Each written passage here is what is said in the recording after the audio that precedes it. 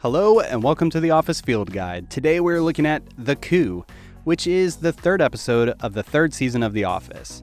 The Coup is written by Paul Lieberstein and directed by Greg Daniels. It aired on October 5th, 2006, and it was viewed by 8.9 million people.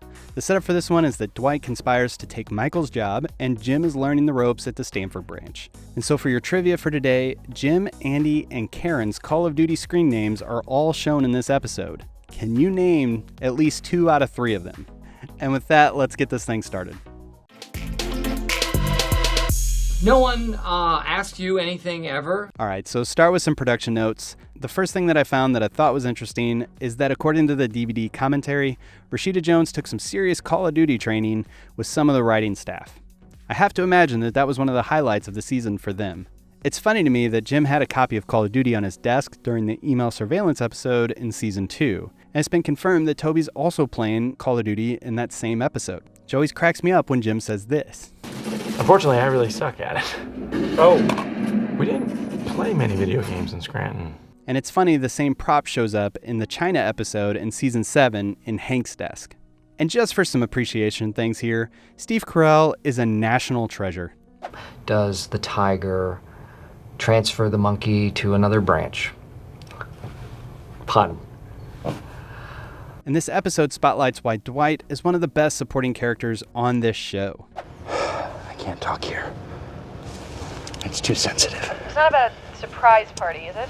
No, but we should discuss that another time. This interrogation scene is incredible. Sounds like a good dentist. Oh, yeah. What's his name? I always find it funny that while Michael's trying to trick Dwight into eating something, Dwight admits he's stuffed. Hey, Dwight. Hey. You want an M&M?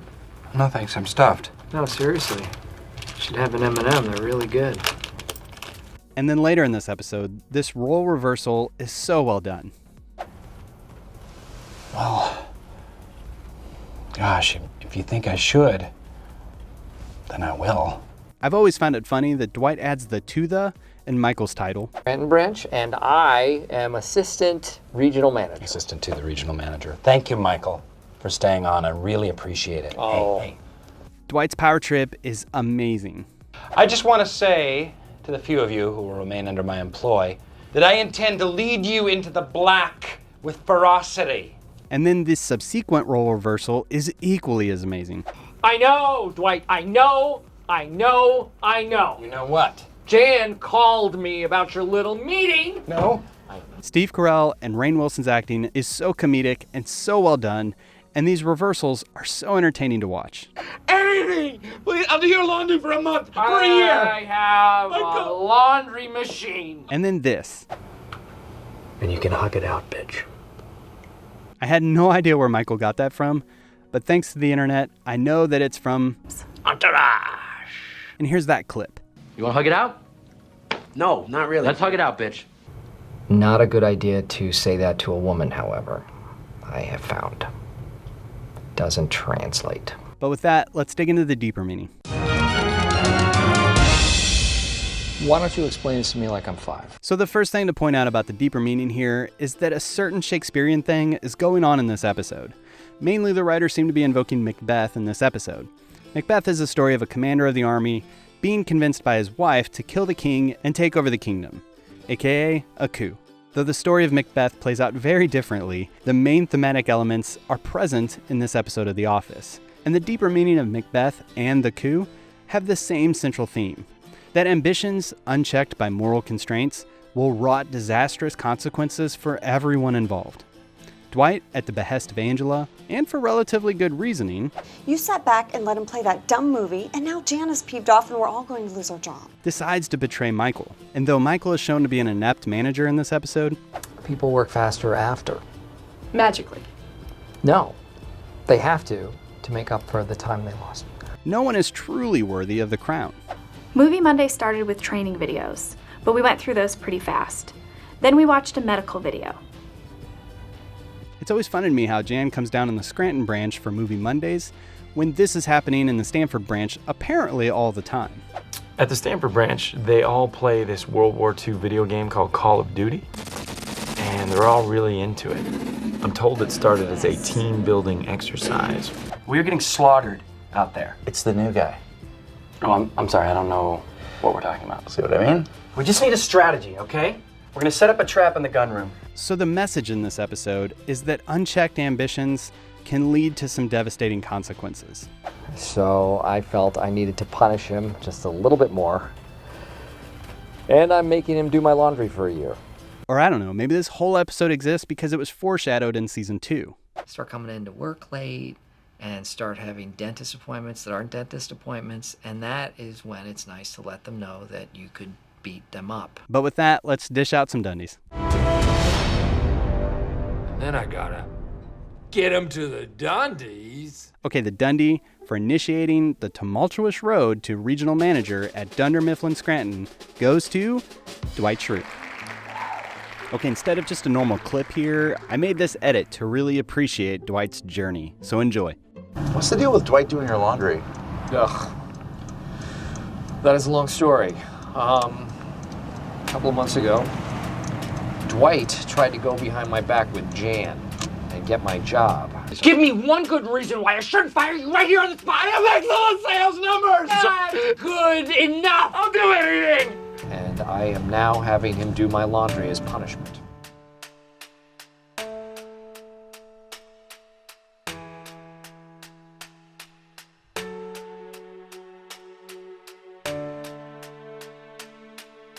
I have officially withdrawn my name for consideration from the corporate job. Why is my office black? To intimidate my subordinates. That's stupid. Bad management. Good thing I'm Mark.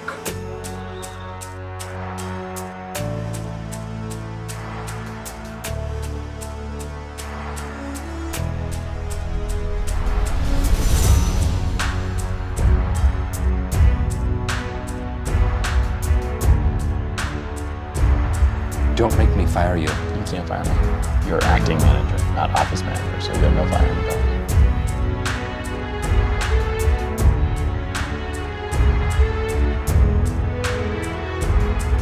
Sorry, I freaked you guys out.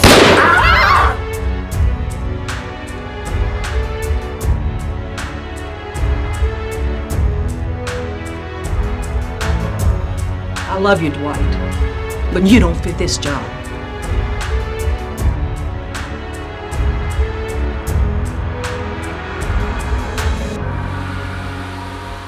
I thought you wanted that job.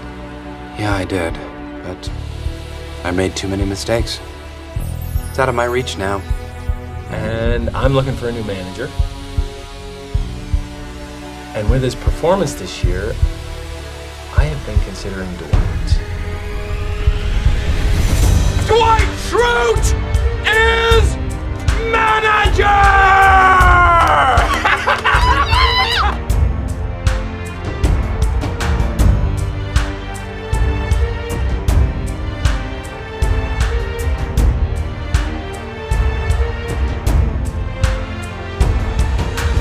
Angela Schrute, my former accountant, is now my wife.